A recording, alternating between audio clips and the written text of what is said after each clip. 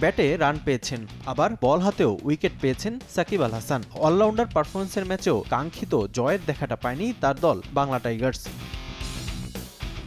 শেখ জাভেদ স্টেডিয়ামে টসে হেরে প্রথমে ব্যাট করতে নেমে শুরু থেকেই ব্যাটিং বিপর্যয়ে ভুগতে থাকে বাংলা টাইগার্স। দলীয় 10 রানেই 2 উইকেট হারায় সাকিবের দল। ট্রপলির বলে 8 রানে হজরতুল্লাহ জাজাই এবং 1 রান করে ফেরেন মোহাম্মদ শেহজাদ। এরপর তৃতীয় উইকেটে ইফতেখার আহমেদকে সঙ্গে নিয়ে প্রতিরোধ করার চেষ্টা চালান সানাকা। তবে 3 রানে ইফতেখার আউট হলে ভাঙে তাদের সর্বোচ্চ 21 রানের জুটি। একই ওভারে হুসেনের বলে আউট হন লিভিংস্টোন।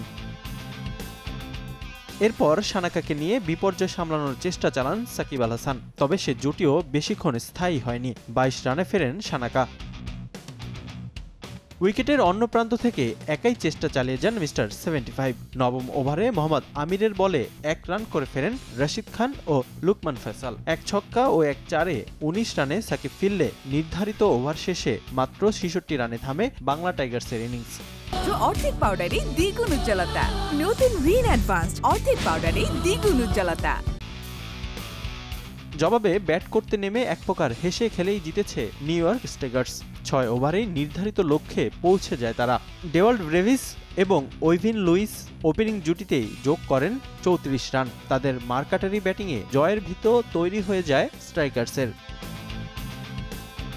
যদিও তৃতীয় ওভারে বোলিংয়ে এসে চমক দেখান সাকিব। প্রথম বলে ব্রেভিসের উইকেট শিকার করেন টাইগার অলরাউন্ডার। ওভারের তৃতীয় বলে আসিফ আলীকে 0 রানে ফেরান তিনি। তবে পুঁজি অল্প হওয়ায় সাকিবের দুর্দান্ত বোলিং যথেষ্ট ছিল না ম্যাচ বাঁচানোর জন্য।